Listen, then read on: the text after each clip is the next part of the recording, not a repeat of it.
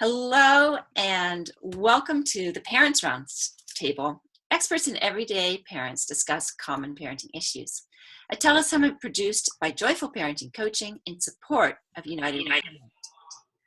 United Reparent was co-founded by Hogan Hilling, author of the Dadly book series, and Elise Cohen-Ho, family and relationship coach at Ask Dr. Ho. The mission of United Reparent, a safe, trustworthy, and non-judgmental organization that embraces parents of every family dynamic, is to unify, strengthen, and inform the parenting community. Before we get started with our conversation today, I want to tell you about two projects that United Reparent is working on. One is a set of books, one written by Hogan Hilling and Austin Dowd,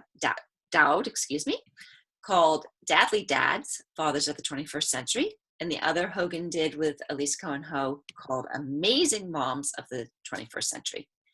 Both these books really capture United Reparent's mission that there are many, many ways to be an effective parent and that we each bring our own unique gifts to the job. United Reparent is also going to be putting on a live conference in Southern California this August in Pomona. And that is designed to bring parents together in purpose, sort of like we are here today, to actually physically meet with each other, not just virtually, and talk and have conversations about where we are with parenting, about what our struggles and concerns are, hope, what we want the world to focus on when it comes to parenting. And anyway, that is going to be a exciting day, and I'm going to be part of it. And I hope anybody who lives in the Southern California area in particular can make it. And I don't know, maybe you'll be going to Disneyland and you can take a day off for the conference. That would be great. So what is unique about today's event is that, unlike lots of telesummits where it's just one speaker after the next, as you know, we have been interspersing our experts with real live parents like the ones before you here to offer their insights as actual parents and to say how these topics are showing up in their families and in their homes and in their communities. So we're going to get started today by having everyone go around and introduce himself or herself. And now that, I don't know, we did one on the whole LGBTQ community, so I also need to say themselves so that I know that I'm being fully inclusive. Matt, will you start? Hey, Matt Hurst. I have a 4-year-old daughter named Ella, and I have just relocated to Seattle. So a longtime Californian and now up in the Pacific Northwest. Super. You said she's 4? She is 4. She is, I can no longer call her a 3-nager. So I guess she's now a 4-nager. Well, maybe she'll outgrow that. Sarah Beth. Hi, I'm Sarah Beth. I have a 2.5-year-old son. His name is Fox, and we live in Los Angeles. Good, thank you. And Shiri. Did I say it right? Hello, I'm Shiri Breslow. I have 2 children. I have an almost 5-year-old daughter named Libby and a 2-year-old son named Benjamin, and we also live in Los Angeles. And Rod? My name's Rod Rhodes. I'm a dad of 2 sons, a 4.5-year-old and a 9.5-year-old. The 4.5-year-old's name is Jackson, and James is my 9.5-year-old. And I also happen to be a clinical psychologist and clinical social worker. So I work with a lot of kids and families in my professional life. Yes, great. Yeah, my name is Tim Larmore. I live in Tacoma, Washington, just a little south of Seattle, with my wife, Tricia, and then I have a 4.5-year-old son, Emery, who has Down syndrome. So I'm also one of the dads that's in the Daily Dads book that's coming out, or it just came out as well. I think everybody is part of that project. Is that right? Yes. Yeah. Oh, okay. Yeah, exactly. Yeah. So yes, we'll be excited to actually see hard copies of these books. Okay, Sherry, would you like to start with your takeaways? Ooh, sure. I feel like I'm that mom you described. I am on my phone a lot. My children, we were really strict on screen time with my daughter until she was 2, but for any of you with more than one child, I think the second child kind of, the rules fall to the wayside, at least they did for us. So we are definitely struggling to find balance with technology, also self-imposed boundaries for technology. So I definitely walked away thinking that there's a lot I need to be doing better.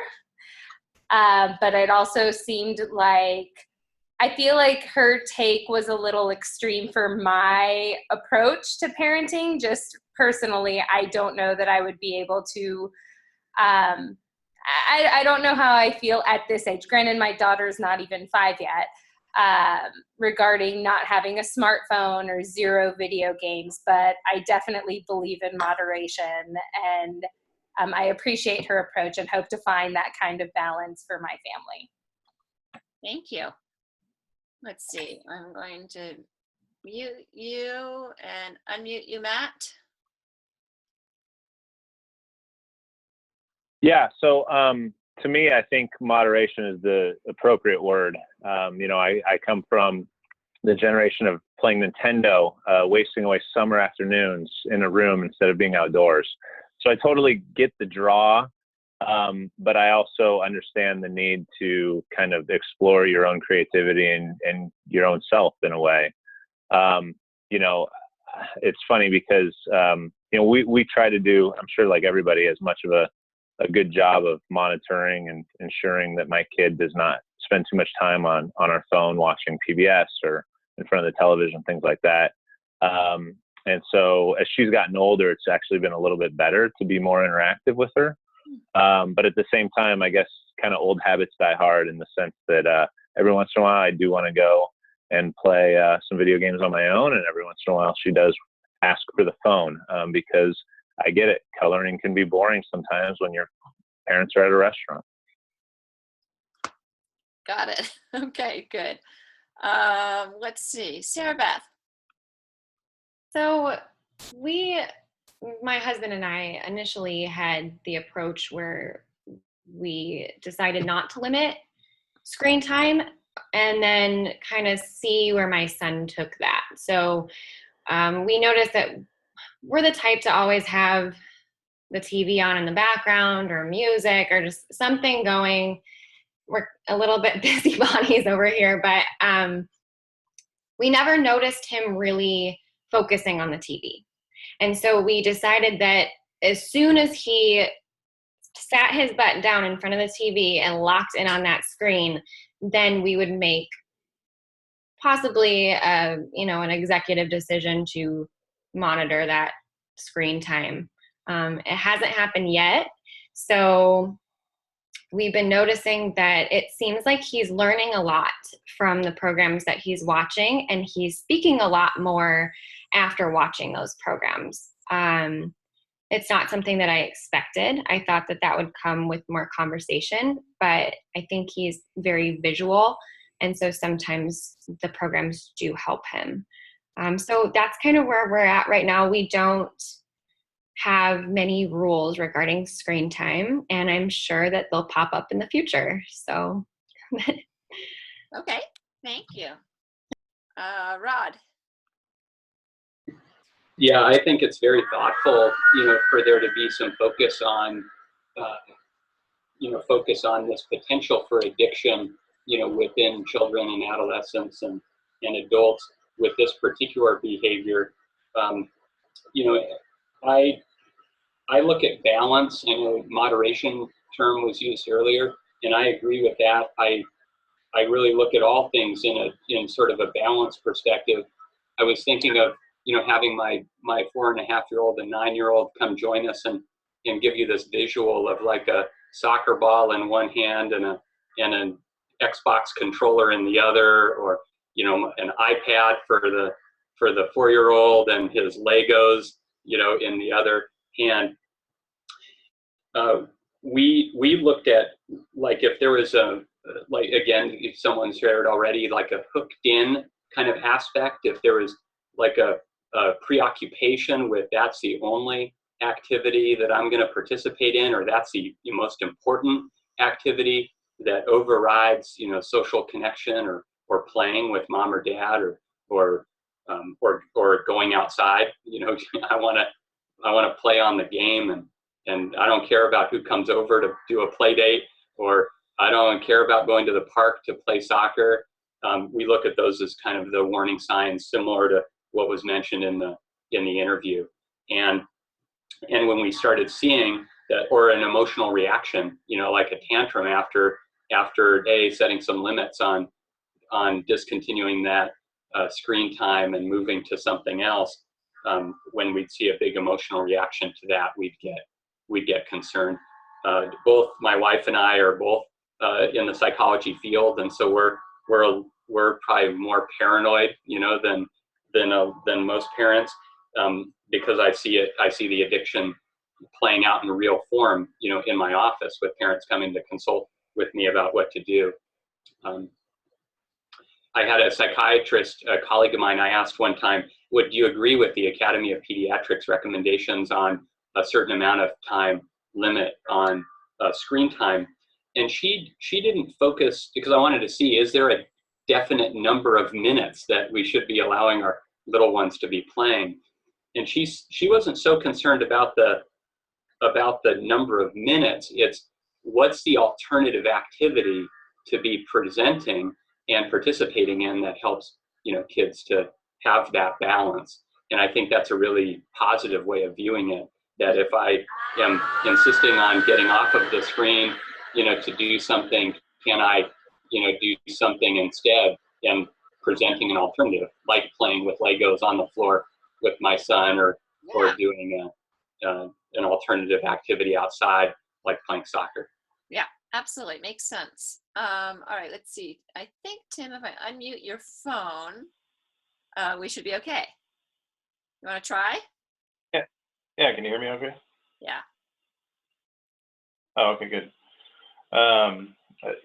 Yeah, I mean, with my son, screen time and shows, he's definitely drawn to those. It's something that he's always asking for. I don't know. It's kind of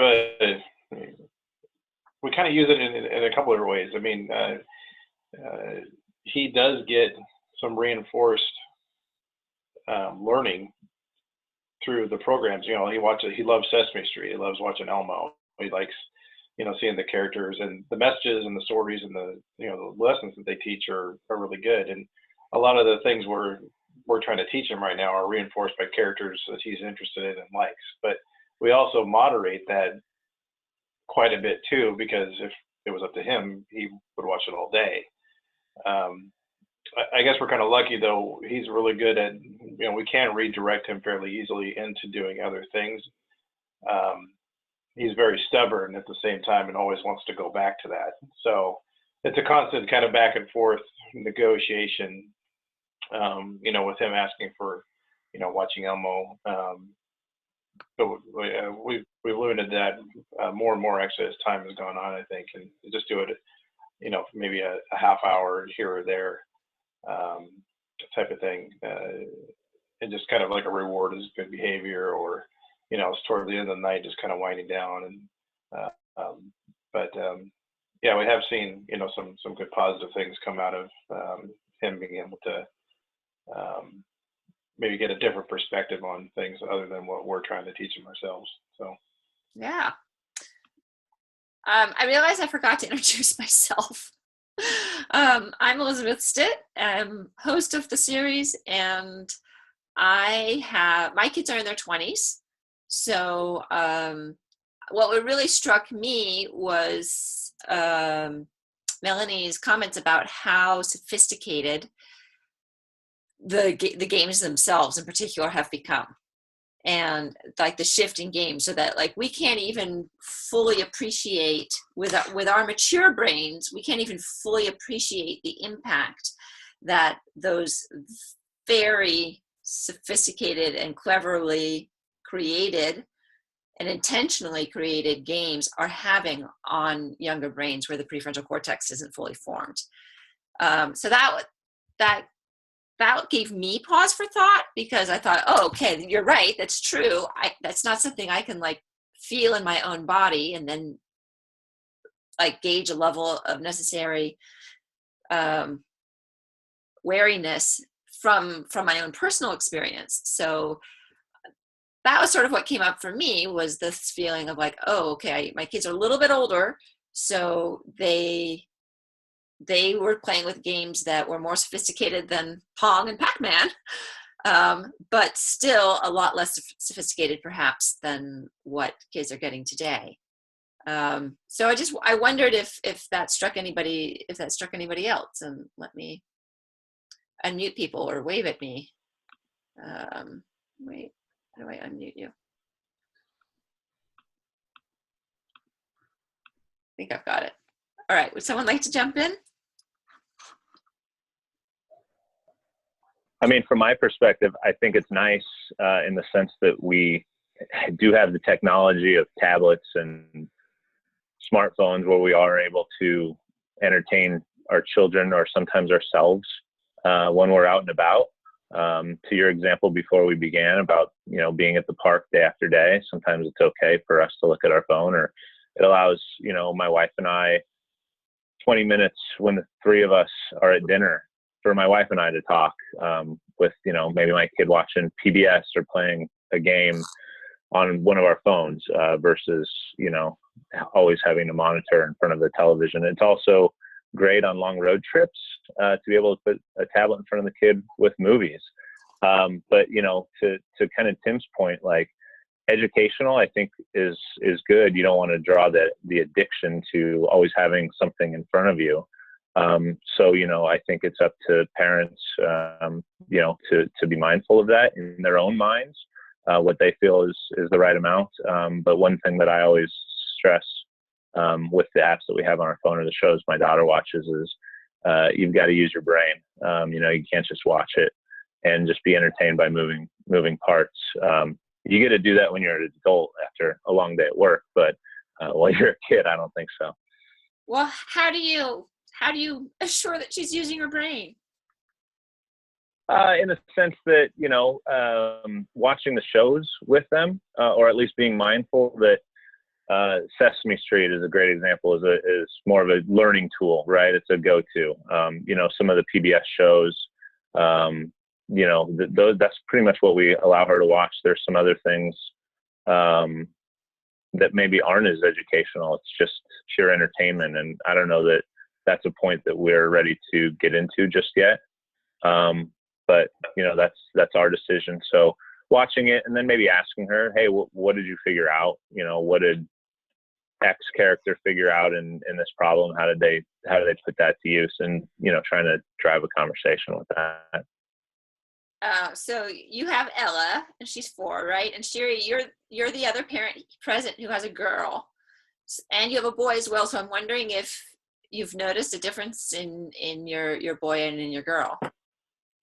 Well, with my son, we were not as proactive about limiting screen time. So he wakes up and, his verbal skills are developing. So he says, want to watch, where my daughter was never really exposed to it. So it was never really something she asked for. So I'm already starting to see the repercussions of not being as proactive. But in terms of, I feel like I also come at this as I was a child who had limited, like my parents put very strict limits on television, on reading requirements. So I was raised with, I got an hour of TV time throughout the entire week. And then I think I got a little more on the weekends. And so it was up to me on how I wanted to distribute that time. And I had to read, I think it was like a book a month. Like once I got older and was reading chapter books. And I feel like that's also weighed in on how I approach this, because I grew to resent reading, which was not good. And I feel like I got sneaky about trying to watch TV and go around my parents as I got older, to watch things. I mean, anything. It wasn't even the content of what I was watching. I knew that I wasn't allowed to, and I really wanted to do it anyway. So in terms of, you asked about gender, I don't think it's really something that we can tell yet, because my son is still so young and he pretty much gets stuck watching what we allow my daughter to watch. But I do think the programming that we allow her to watch is probably the most important thing for us right now. She ended up watching Barbie, and it was horrible. The things that she came out saying after. I mean, it's kind of like watching, I guess, for my generation, like Sweet Valley High. But it was not something I approve of, and I'm much more on the PBS programming, or something that's a little more educational that we can discuss afterwards. But I do rely on it too, because I need the sanity. As much as I want to be involved in all of every aspect of her day, sometimes, we position the TV as a reward, but it's also a reward for us. So I kind of went everywhere with that and didn't really answer your question, but no, that's okay. I was just curious because, Matt, it sounds like Ella is watching things but isn't necessarily playing games yet. Is that right? She'll play games like on our phone, but it's up to us to decide what apps to download. She doesn't have our iTunes account information just yet, as much as she tries to log in. Yes. Okay. So, Rod, you have the oldest child. Is James going into 5th grade? James is going into 5th grade. Yeah. And I would say his use of the technology is different than his younger brother. Even when he was younger, at the same age at 4, James has always been, more geared naturally towards getting out and playing outdoor physical activities. Getting into Nerf gun battles and going outside and climbing and hiking, and so he's our club soccer guy, and so he's into it, super into it at an early age of competing and playing and connecting with people. Where my younger guy, he's much more introspective, I would say more sensitive, more kind of on the feeling level. He may become our psychologist, and our older guy may be our I don't know, he wants to be a professional soccer player. And so our younger guy is into some of those games that require some more quick, kind of figuring out problems. There's lots of these games now that, deciding sort of what rubber band to cut to make the thing swing a certain direction, and then try to land it on a certain area, or so he seems to be more geared towards some of that technical problem solving, play, reaction time, kind of playing, and also into building. He's super into like the engineering, kind of building, not only with Legos, but he's drawn to the Minecraft and building with blocks virtually, and our other son is into that too, but he also gets into the more action part of, like, there's the creative Minecraft and the action sort of competitive kind of battle survival, I think is what it's called. And so he's more into that sort of competition, going against other people and competing, playing out in the game, where my younger one's more problem solving. So again, in balance, I think this technology can be beneficial as an adjunct to a lot of the other activities that are not on screens. Yeah. I want to connect back, Rod, to something that you and I were talking about as we were waiting. But before I do, Sarah Beth and Tim, is there anything coming up for you guys that you want to jump in with? One of the things my son really likes to, I talked about him watching Elmo. it's probably is right up there with Elmo, is watching dunk videos, basketball dunk videos, highlight films, stuff like that. So anyway, he asks for that all the time. But I've also recently just bought a basketball hoop. It's in the driveway, and now he's also associating the dunk videos that he was watching before we had the hoop, and he wants to go play basketball all the time as well. So I found that as kind of a good correlation between some of the screen time and stuff he had seen but hadn't maybe experienced just yet, but that kind of integrates back and forth between the two. So he's all about playing basketball these days, and he's always trying to recreate the 360 dunks that he sees, LeBron James throwing down and stuff like that. So I don't know, it's pretty cool. He does his own highlight reels for us all the time, so Yeah. it's pretty funny. Right. My son's really into drawing. It's ever since he was able to hold a pencil, he's been drawing, and he loves drawing his shapes and his letters. And so he discovered my husband's DS a few weeks ago, his Nintendo DS, like a little handheld video game. And he kind of went through and checked out all the little games on there, but he landed on the notepad. And now he'll ask us for the DS so that he can draw digitally, which is kind of nice. He's used to his, what is it called? A Magnadoodle. He loves the Magnadoodle and, your general art supplies. But that's a nice change of pace if we are out and about in the car or something where we really can't have the paints out. So that is his little area of video gaming right now. Okay. So one of the things of sort of like this theme of what skills can they be learning or getting electronically that are then transferring out into the real world. And that reminded me that when my daughter was 9, she wanted Sims City. Do you guys know that one? Yeah. Okay. So, and I said no at 9 for 2 reasons. One was because it's kind of like playing house, Mom. And I'm like, you're 9, go play house, right? Go out into the yard and create a house, play a house. And also because she's like, well, I do it with my friends. It's social. And I'm like, again, why don't you two go outside and go play house? Because you're 9 and that's great for 9-year-olds to do.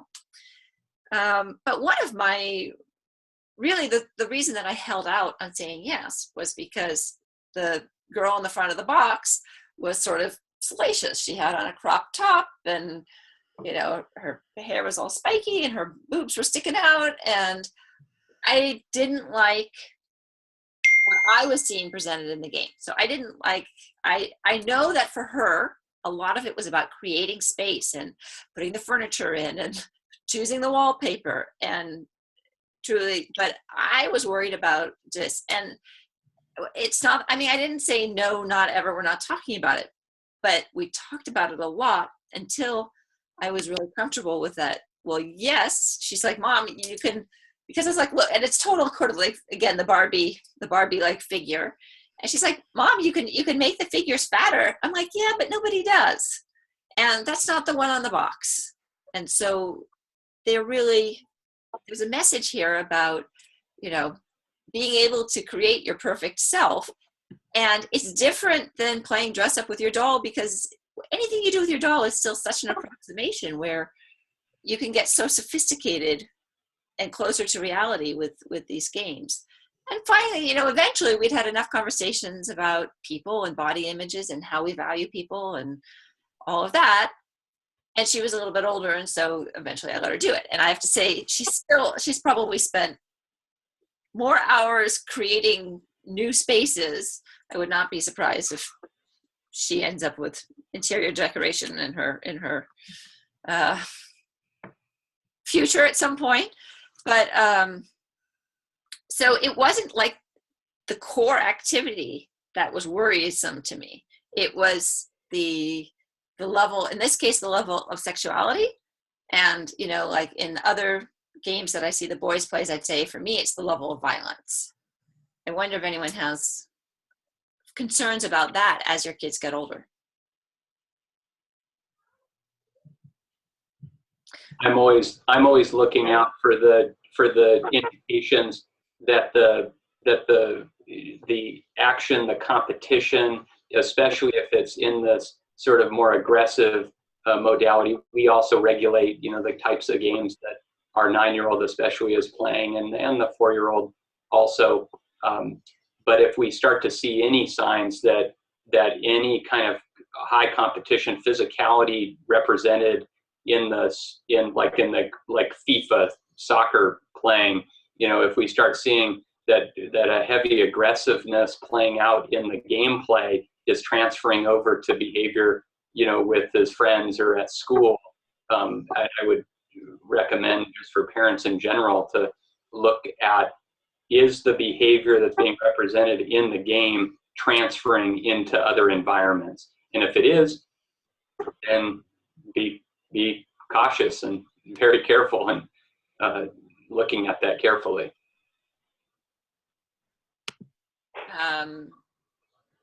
Sherry, I saw you nodding your head. Did you actually have a comment? Well, I completely agree. My daughter, we went on a vacation recently and we loaded up the iPad with movies for her. And one of those movies was Lilo and Stitch. And I had seen it years ago, didn't really pay any attention. And out of nowhere, she starts sticking her tongue out at me. And she's at an age where she's starting to rebel a lot more. But it was one of those where it was clear that she either learned it from someone in her preschool or it was a learned behavior, because she's the oldest one in the house, aside from my husband and I. We certainly don't do that. And I asked her where she learned it, and she said Lilo and Stitch. And I said, okay, well, you're not going to be watching Lilo and Stitch anymore. And we got into this conversation of, well, why? And I said, because you are doing the things that we don't like, and you're clearly learning them from these movies.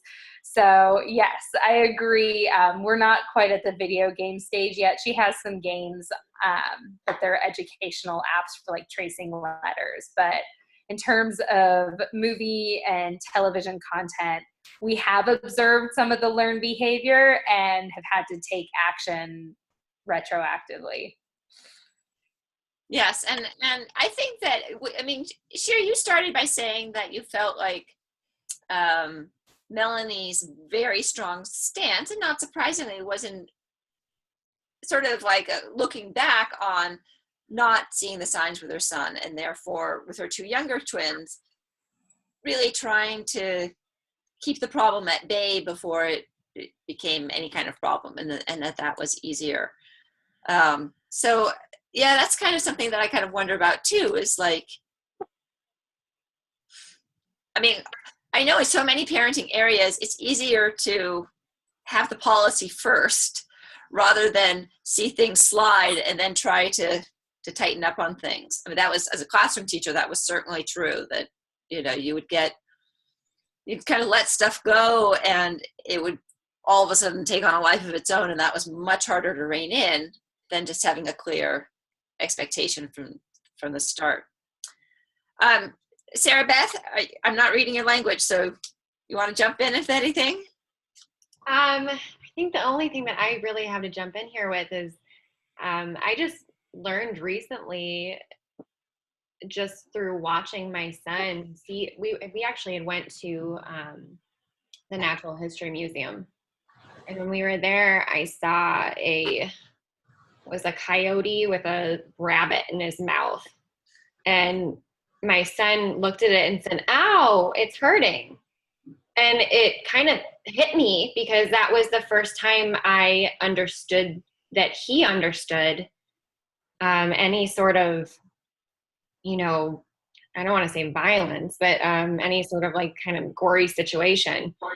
And it really perked my ears, because we hadn't always watched what we would had on in the background with Fox in the house. And it was a big eye opener that he was able to understand what was going on in those situations, and that it was time to tone down the adult TV and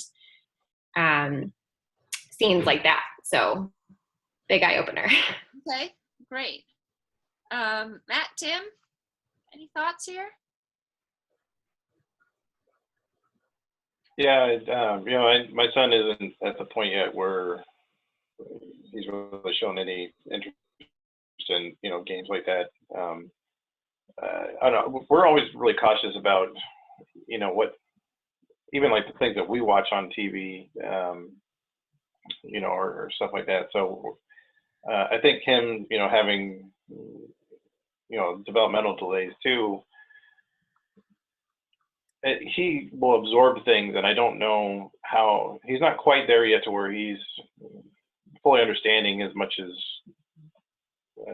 maybe a typically developing child at the same age. But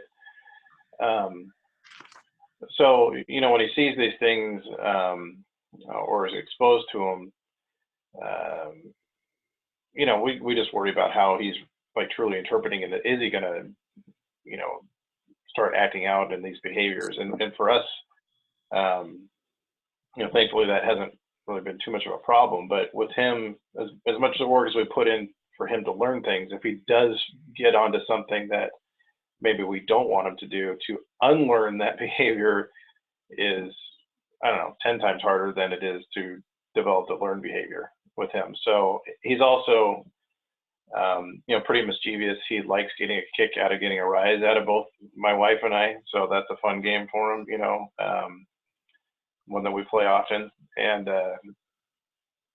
so, but exposing him to these other things that he doesn't really understanding what he's seeing, and then maybe trying to interpret it in his own way, and then us trying to, deconstruct that and, redirect it into more positive things is a huge challenge. So we try to just limit that as much as we can, right up front. Yeah. So. Yeah. Matt? Yeah, I don't know, when it'll be time to understand that. I haven't seen it yet, but if my daughter stops singing "Let It Go" and starts singing "Straight Outta Compton," I'll know that there's an issue. But it's similar to what Sherry said about if you find a learned behavior like sticking your tongue out or whatever, I want to question it. Did you learn that at school? Did you learn that on a show? Whatever it is. But I think that there can be some positive things. Obviously there are, but Tim's example about the dunk videos, brings to mind, I played baseball in my 20s. I worked in Major League Baseball for several years. It's just kind of part of my blood. So during the summertime, there's always a game on in the background, on a TV in our house. And my daughter will want to sit down and watch every once in a while with me, but it also, she said she wanted to play baseball, rather than like dance class or something else. So we signed her up for T-ball. So it also, I think there's good learned behaviors. Kids will want to follow what their parents do up until a certain point. So there can be some positive things you can take from having certain things on in the background, or getting outdoors and saying, hey, you watch dunk videos, now it's your turn, or hey, you watch this guy hit a baseball, maybe it's your turn, things of that nature. Yes. Yeah. Good point. That's a great point. That I like. Yes, I agree. Tim's dunking and something like that. That's pretty great. So we're getting close to the end of our time here, and I just want to open it up to see, is there any thought that somebody's had that they feel like hasn't been addressed that we should put out on the table? I just have an anecdote from the other day that I think is actually pretty interesting for our discussion. So on Father's Day, we went to a local brewery that was pretty family friendly, and they had like kids books and games and things like that. And so we got a couple of games out and books for my kid, as my wife and I enjoyed a Father's Day beer together.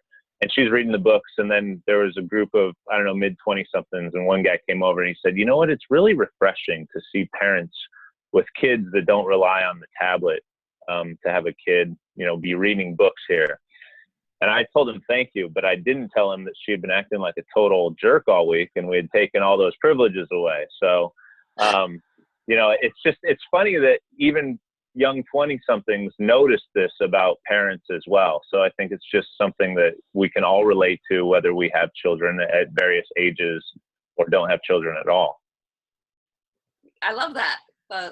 That's a great perspective from the other young people. And I can tell you, having had older children and a husband, and then I finally gave in, right? I mean, I tried to have a no devices at the table rule for a long time.